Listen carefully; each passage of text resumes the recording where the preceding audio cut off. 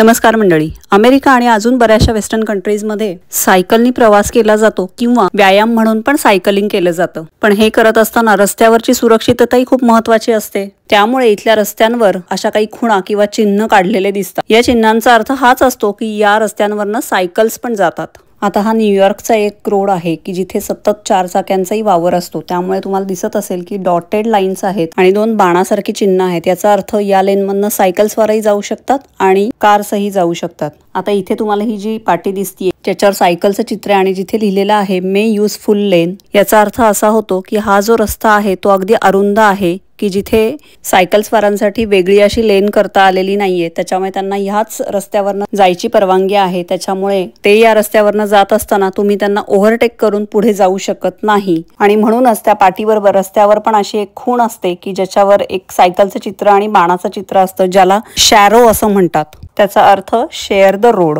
आता या रस्त्यावर बघा, तुम्हाला दिसत असेल की एक पांढरी पट्टी आखलेली आहे आणि एक शेजारी छोटीशी लेन आहे की ज्याच्यावरनं फक्त सायकल्सवर जाऊ शकतात। आणि जेव्हा सायकल्सवर या लेन मधनं जात असतील तेव्हा तुम्ही असा कट वगैरे मारून पुढे जाऊ शकत नाही।